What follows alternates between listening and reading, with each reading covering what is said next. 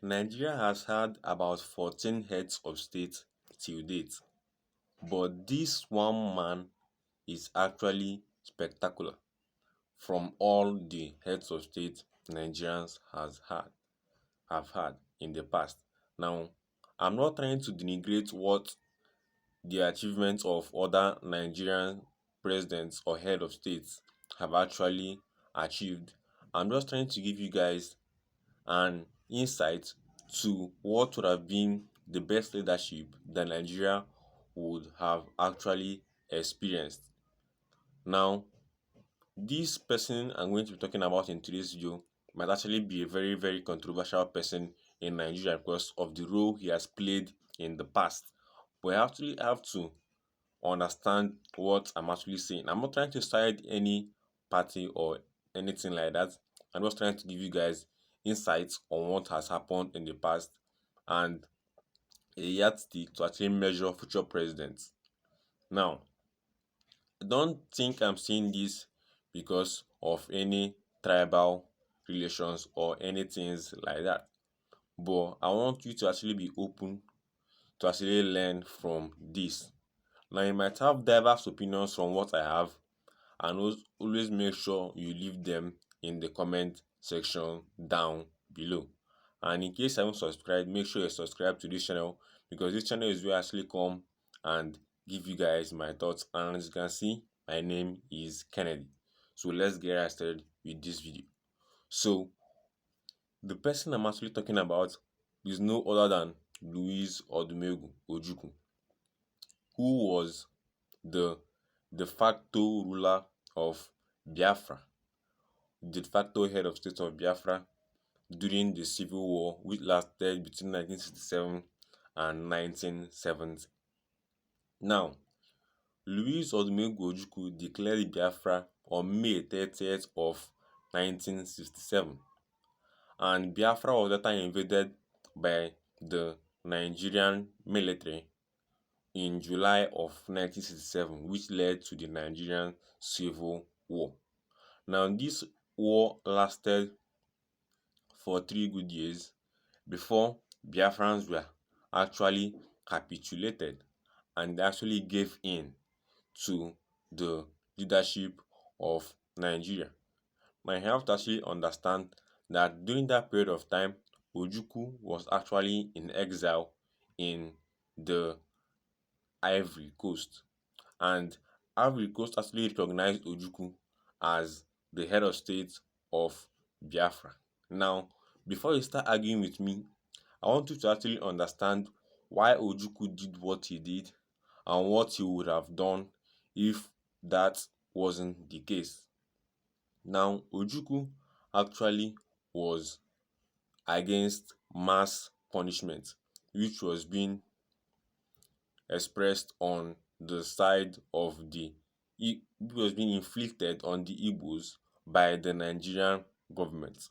So Ojukwu actually resorted to protecting the Nigerian people, or that is the people of Biafra. And then when they could no longer speak against or act against the mass punishment, he actually broke out to making Biafra to actually succeed from Nigeria and actually form their own country, which was not later achieved. But bear in mind with me, I'm actually recording this video in 2024.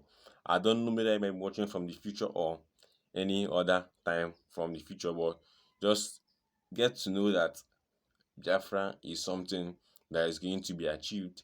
It's going to take some time, but trust me, eventually it's going to be achieved. Because once something has come to the concept stage, trust me, it is still going to be achieved. Now, I'm not trying to be someone that is a terror to or commit felony against the Nigerian government. I'm just trying to share my opinions on this because this is free speech. I'm just trying to give you guys my opinion on this. Now, why did I actually say that Ojukwu is the best president that Nigeria never had? Now, if you actually look at Ojukwu, you actually see that Ojukwu is not someone who is here for his own personal benefit. Ojukwu is here not for his own personal benefit, but the benefit of the people who he is leading. You actually see that in Biafra, where he actually sacrificed his own personal businesses just to ensure that Biafra came to fruition. But that was not later the case because the Nigerian military actually overpowered them. And Biafra would have been a thing if they were not capitulated and Ojukwu didn't go into exile and then get political asylum from the Ivory Coast government. Now, all this is in the past. Now, bear in mind, I'm not trying to commit any crime here. I'm just trying to give you guys my simple thoughts on this topic and then tell you guys what I've actually learned from reading Ojukwu's Because I Am Involved. Now, I think everybody should actually get that book, to actually read that book and actually understand things. Now, if you're actually reading that book, then make sure you have a dictionary because the words there are actually very, very bulky.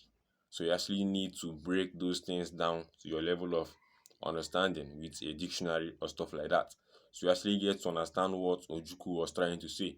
Now, Ojukwu never, after being granted amnesty, say that he wants Biafra to continue. No, he didn't say that. Although currently people are actually pressing for Biafra to be actualized, but it's going to take some time, but it might eventually be achieved. Okay, so the thing is this: Ojukwu was actually calling for unity. He was actually calling for the entirety of Nigerians to be united, and then the wounds from the war shouldn't actually be again to actually be able to revive. He actually wanted every single thing to actually die down and actually go away. So that's why he was actually calling for a new leadership of Nigerians. So I actually want you to actually understand this concept before you actually start attacking me in the comment section down below. But feel free to actually express your thoughts in the comment section down below because I'll be willing to take all your thoughts and all of that in the comment section down below. Well, that's it for this video, and I'll be seeing you guys in my very next video.